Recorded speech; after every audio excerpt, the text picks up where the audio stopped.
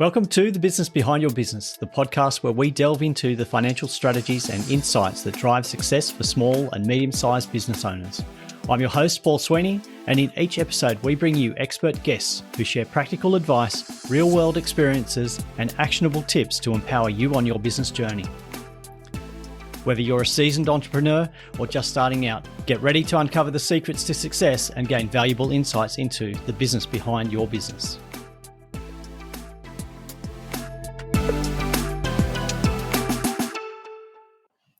So welcome back to another episode of The Business Behind Your Business. And today it's quite an exciting day because as we're recording this, it's the 27th of June and we're looking at it being World Micro and Small Medium Enterprise Day. Now, that is a mouthful, but it's something to celebrate worldwide. And if you go back into the archives 12 months ago, we were talking to the Small Business Ombudsman, Bruce Bilson, about small and medium businesses and why they should be celebrated. And look, I'm quite excited today because I'm going back to my past, and I've reached out to one of the men in my past. Or I say men, at the time we met, he was only just a little bit older than me, and he still is just a little bit older than me. But looking at a guy that I had a lot of great conversations with while I was at university, looked to him for some knowledge, and I've tapped into him again to share his knowledge with you today. So I'm going to welcome a great guest and a friend, Imbam Devadasan, to the podcast.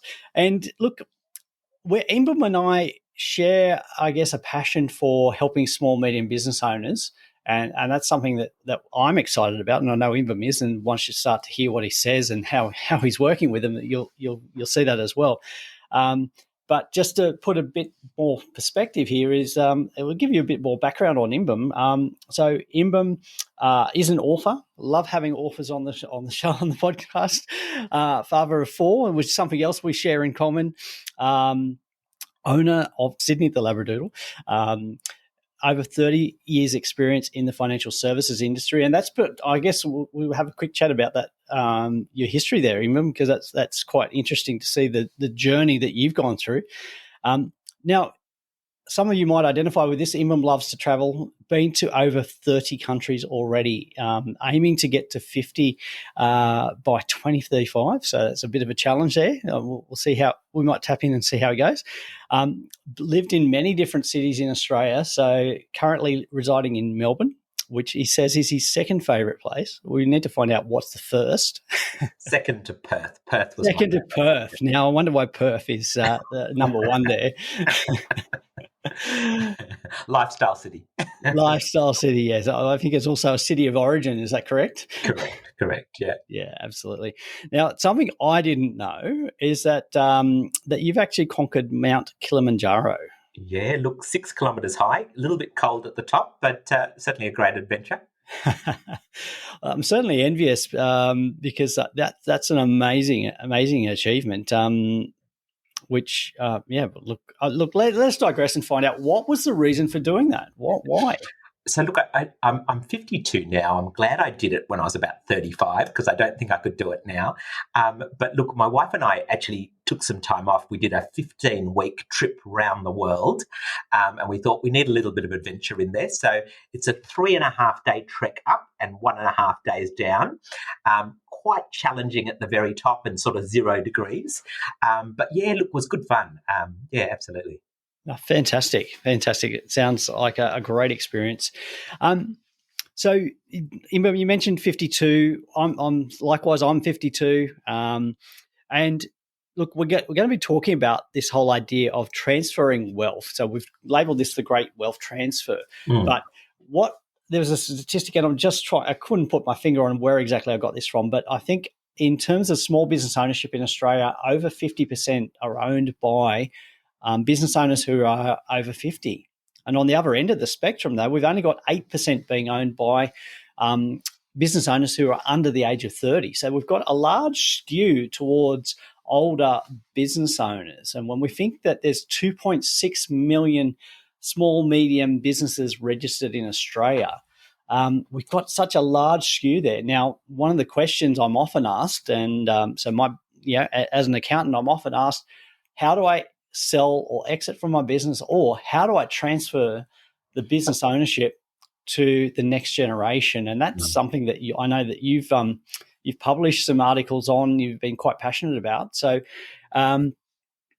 why is it such a big deal for you, and something that you're so passionate about?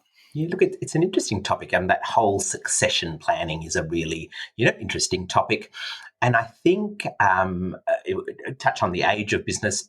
Look, I started my business at age 35, and I think often people, get a bit of corporate world experience, and then when they feel they have enough experience, will go into, a small business of some sort, at that point in time.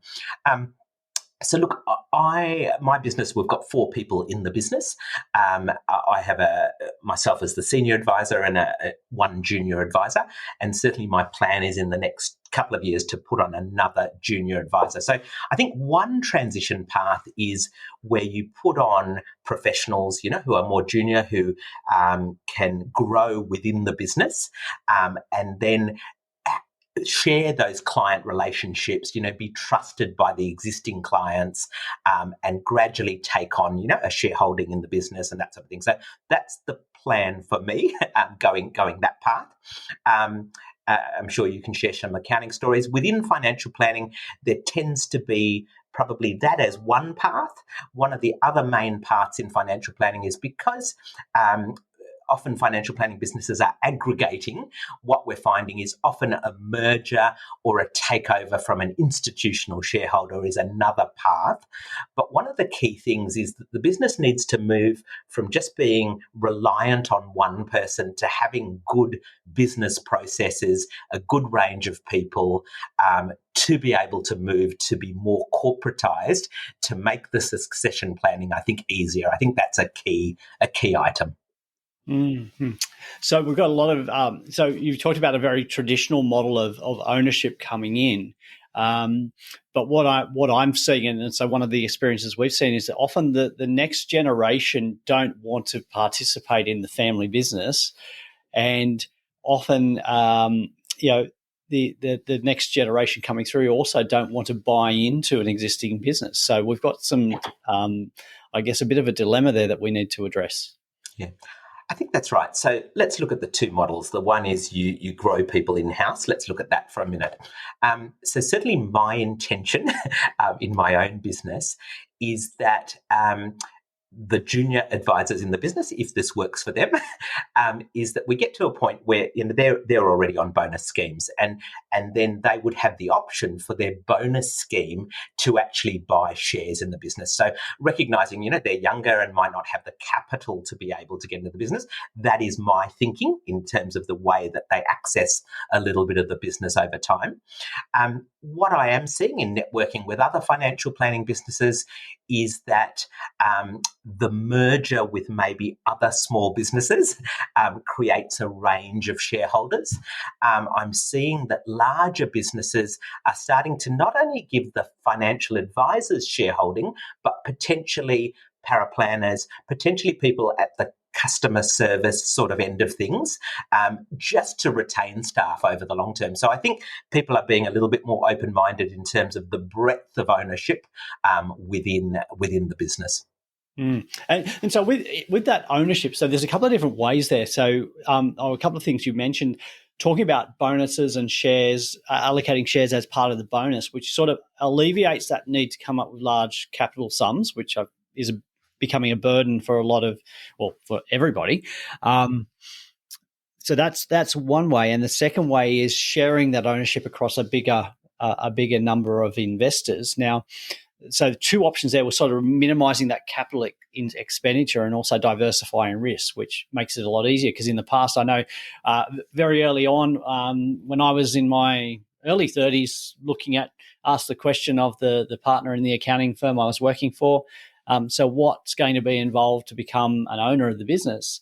And the figure he mentioned, I thought, was quite staggering. Mm-hmm. I can't remember if it was 7 figures or just under, but I was staggered, and I thought, hang on, that's not going to happen. There's no way I'm going to be able to do that. So I'm going to have to look at an alternative option.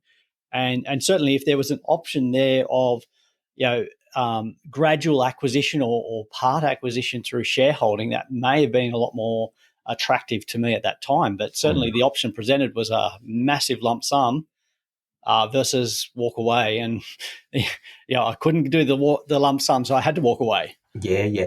Look, that is interesting. And you touch on another aspect, which is the whole valuation aspect. And so that can be a big challenge. I've seen that with other people, your sort of scenario, that walk away sort of scenario, where basically there's a very big gap in the valuation as well, aside from acquiring gradually. And that's where there needs to be agreement. So, and that's where getting an independent consultant in obviously can be useful to sort of say, what are the market metrics? And the market metrics for an accounting firm versus a mortgage broking or a financial planning business will be slightly different. So to get that independent view and to first of all get to a point where both the existing owner and the potential owner can agree to a valuation that is reasonable in both people's minds. Mm-hmm. Yeah, so that we've got that idea that we have to have an agreed value, at which point you buy in. Now, so we've talked a bit about financial planning, accounting, professional services type firms. I know that you've been actively involved in advising, business owners who have got different kinds of businesses as well. So what are some of the issues that they faced around transferring wealth? Yeah, sure. So you touched on a little bit, especially for small businesses, maybe less than 10 staff, that sort of situation, the family succession. So, maybe historically, whether it be a farming business, whether it be a retail business, I think often families have done the succession planning, within the family. But I think you're right. I think as people pursue a broader range of careers, the children of business owners, I think often they're not interested in, being involved in the business necessarily and that sort of thing. So what I've probably seen is that, at some point, probably in their 50s, they'll identify, is there a child who is interested in succeeding? And obviously, if that's the case, you've got to actually actively work on that and make sure they've got the skills to be able to take the business to the next stage. And if there isn't, then it's really looking at, are there other people in the business that can move forward and take on leadership roles? And then if that's not available, is there then a merger type opportunity with a similar business to create that succession plan? I think are probably the three parts that I'm seeing people explore. Probably the key point would be it's a 10 to 15 year journey. So you really do need to start the process quite early and make sure that, the right people, the right processes are in place to be able to gradually move to that succession plan. Yeah. So going back to just one of those comments that you mentioned right at the beginning was talking about having a business that works independently of the owner with good systems and processes.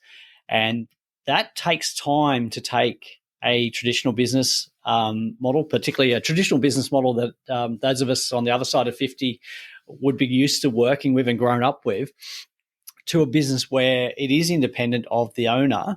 Mm-hmm.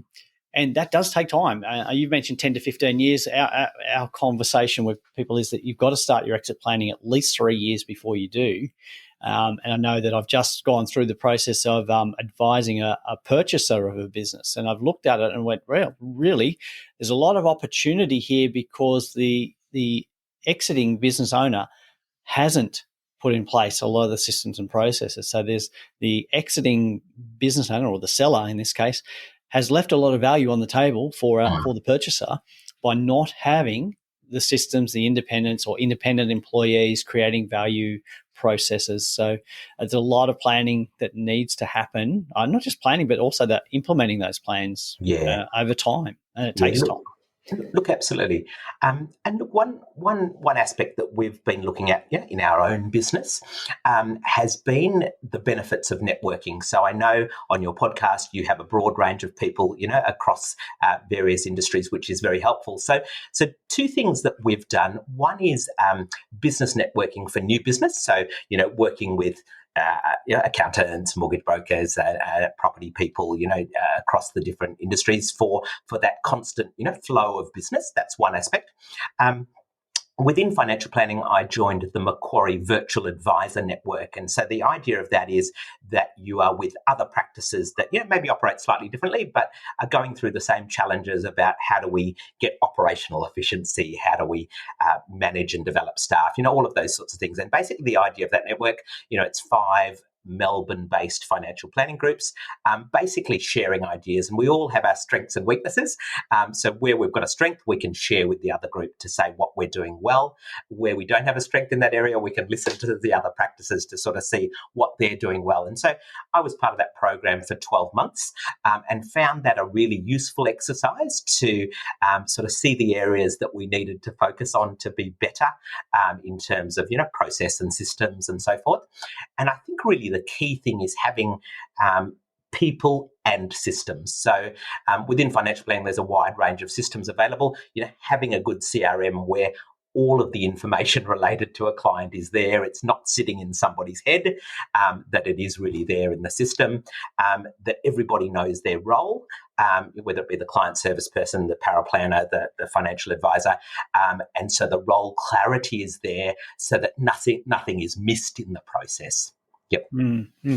And you talked just there about getting the knowledge out of the principal's head or the owner's head, which is such a key thing, because I've worked in a lot of accounting firms, but also seen in a lot of businesses where decisions can't be made or work cannot be finalised because there's missing information that is sitting inside the owner's head, not freely accessible. And you limit, well, not just the value on your exit, but I guess the value of the profits you're creating over time by withholding that information. Yeah, look, that's right, and that's why I sort of talked about that 10 to 15 years, because look, it does take time to iron out those sorts of things. It does take time to get the right people in the business, but more importantly, in this day and age, turnover is quite high with staff in a lot of businesses. So, so what we have done is, once a staff member has been with us for 6 to 12 months, we've put them on a bonus scheme straight away, because we are looking to retain our staff for hopefully a decade or more. That's ideal, and we've had good traction there. And I figure that if you're rewarding staff for hitting the key milestones that the business needs to hit, you will keep those staff. They will be happy. Another part of it is the business has to keep growing to give the opportunities to the younger staff. If it's growing, then you're recruiting more staff. You can recruit at the lower level and give your medium level staff the opportunity to rise up to the next level. So that's really important as well, to have that growth, to be able to give a career path for the people who are coming up in the business. Mm-hmm. So, growth there to provide opportunities. And we've seen, I guess, a lot of businesses, if we compare their financial results for the past 4 or 5 years, they were either very stagnant or there was actually a decline. Whereas, that is not going to attract the best quality talent or keep them there, because they're not going to be seeing many opportunities, but you've got to create those opportunities. And to create those opportunities, you've got to be involved in planning the direction you want to go to, and making that happen. Yeah, look, absolutely. Look, I think another aspect as well is the way that you price your service. So we in our business, the business has been going for 18 years. About 2 years ago, we felt that we were at a price level that was lower than the market. And we felt that our service was above the market in terms of the way that we were providing it. So I actually networked with a whole lot of financial advisors to just get a feel for where service sits and where pricing sits. And we found we were materially lower in our pricing. So we went through an exercise to reprice all our existing clients, as well as obviously reset the new business price, because that's important, to be priced at the right level, to be able to afford the resources to keep the business going, as well as generate the right level of profit for succession planning and so forth. So that was a really helpful exercise to do. We got some external people to help us with both the pricing and the communication of the pricing strategy. In some cases, we lifted clients' price by 100% over a 2-year period. And we only lost 2 clients. We had a 98% retention rate because we got the strategy right. And that is not an easy exercise to lift prices significantly, but it's important that you are adding value for clients so that they can see the value, and the value is greater than the price that they are paying for the service. So getting your pricing right, reviewing that, is an important thing to do at points in time. Okay. Yeah, so pricing appropriately, because we see a lot of businesses underpricing or are being reluctant to pass on pricing for fear of losing clients. And I think I've shared this situation before with our listeners, but I'll repeat it here. Years ago, I think probably going back 17 years ago now, I was dealing with a client and we were looking at why he was not growing his profit. Mm-hmm. He was doing it very busy, not growing his profit. And it came down to, I asked him, when was the last time you put up your prices? And he identified that 7 years prior, when GST came in, they redid their pricing. So for 7 years, he hadn't been increasing his prices. His costs had been going up. So he had to do more activity to make the same profit. So I challenged him and I said, look, if we increased your price by 1%, this is the impact on your profit, which was quite substantial at that time because very low profit. But so I think we went from $40 and I said $40.40. And he says, you can't do that. You can't charge $40.40. And I said, well, charge $50. So he said, no. And at this point, his arms came unfolded and a smile appeared on his face and said, I'm going to charge $60 because it divides better into half-hour lots. So he's went from $40 to $60, so a 50% increase. So 4 weeks later, I had a same conversation, or similar conversation. I said, how many people complained about the price rise? None. How many clients did you lose? None. The next question was, how disappointed are you with yourself that you didn't put up your price years ago? He said, extremely. That's the PG version of what he said. But yes.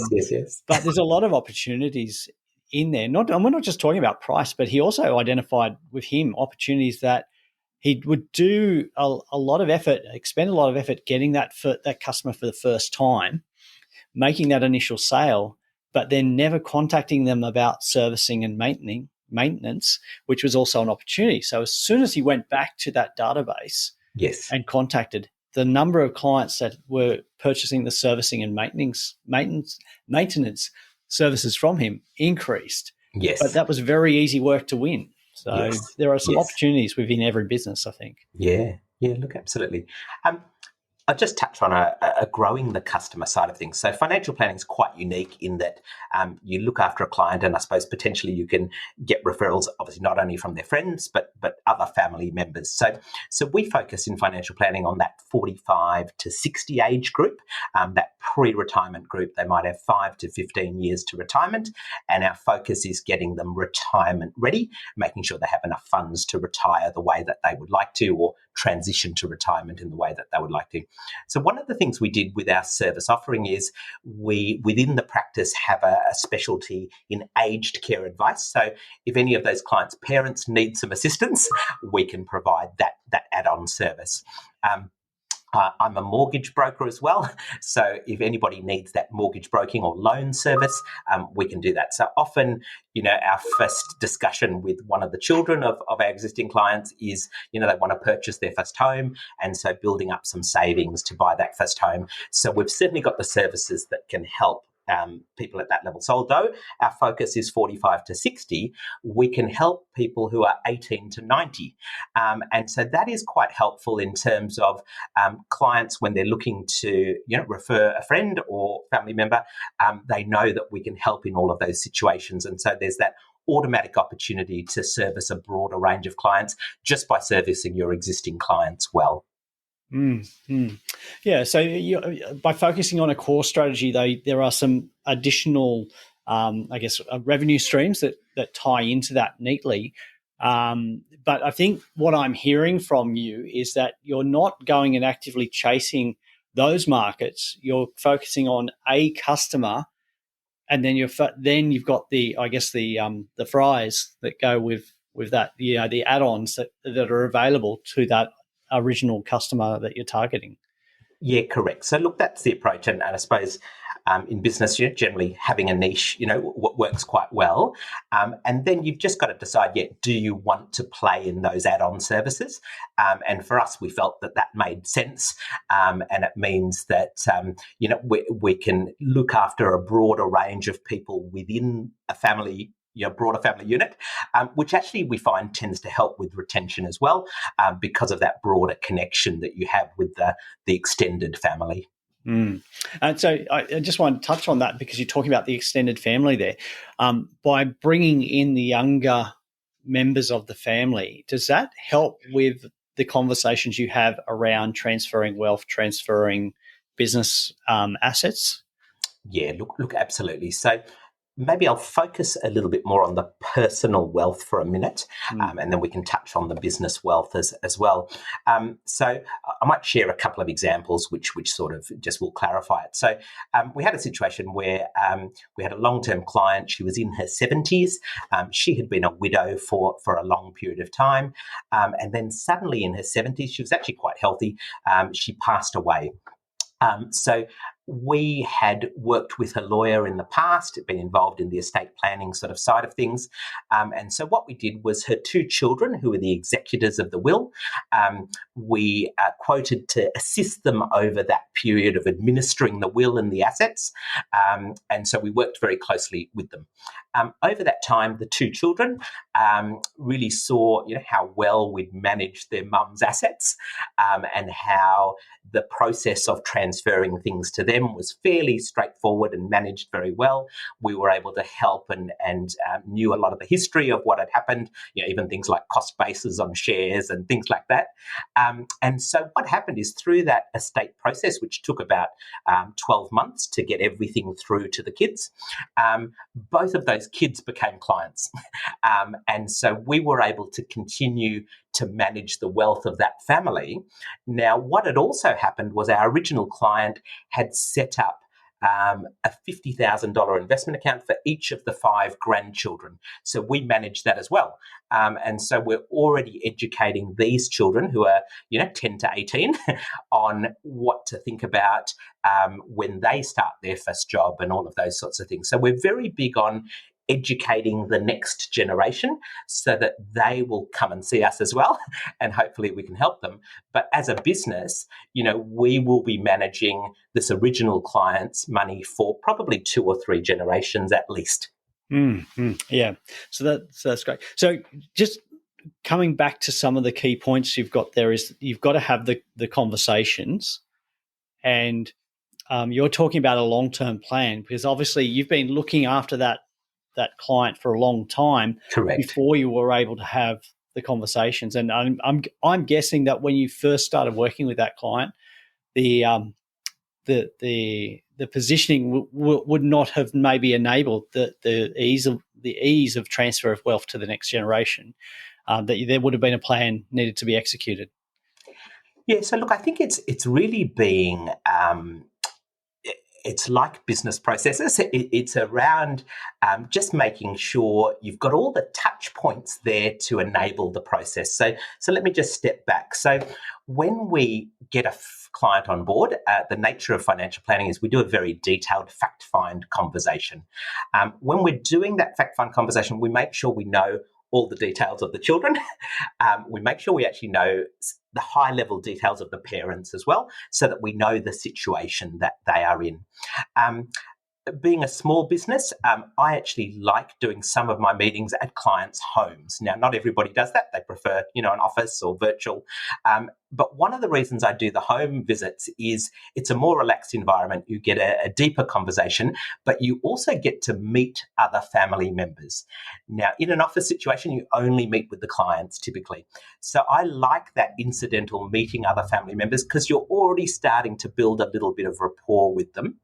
Then we take the next step of we say to clients, look, as soon as your children are in that 15 to 20 age bracket and they're starting to get their first part-time job or first full-time job, get them to come along and see us, and we provide a free education session for them. Now, the idea behind that education session is to just tell them, what are the different asset classes? When you get your first job, should you invest in cash? Should you be in fixed interest? Should you be investing longer term? What are your goals? And so we just give them that education around how to even make the most of the little that they have. But then we'll also say to them, look, when you get your first job, come and see us. We'll make sure you've got some income protection insurance so that if anything happened, you're okay. Then we'll say to them, look, as soon as you've got a good amount of surplus, come and see us. We'll do an investment plan for you. Once you've got $100,000 for a deposit for a home, come and see us. We'll do some mortgage broking for you. So we sow the seeds of when are the points in time in the next decade to come and see us. They already know us. They've met us a couple of times with a home visit. You've got that rapport with them and that sort of thing. So, I haven't done that by chance. That's been something I've done for 18 years to make sure that we're getting the next generation comfortable to come and see us. Now, some of that next generation might have friends who are mortgage brokers, and that's fine. But if we can help them, we're happy to help them. So a couple of things that really excite me about that process that you've described there is the way that you are educating the younger generations coming through. You're giving them some very clear decision points or points of reference of when they need to act on the next thing or when's a good time. And then not just when to act, but this is what you need to do at this point. So very clear process there, education, clear process, and staying in contact. And correct. I think that's a great way of looking at it. And I'm going to steal some ideas from our conversation today because I can see some opportunities here for us. But that is a great process. Now, what I'm going to say to our listeners here is if your advisors are not working with you and working through the process and got a plan, then you need to ask them why not. And if they can't answer that question, you may need to ask the question, well, who can and should be advising me? Because we talked about having a process for all of your sales, but one of the biggest sales, even if it's not actually a sale, but it might be a transfer of wealth, is your business for a small business owner. That is one of the biggest sales you're going to make. So it's worth investing the time now, whether that sale is in 10, 15 years' time, worth investing the time now. Get good advice from somebody, and if you can manage to get on to Imbam's client listing, then that's going to be a great bonus for you. He can help with the financial planning, and look, come and have a chat to me. We'll help you with the accounting and business side of your wealth creation strategy.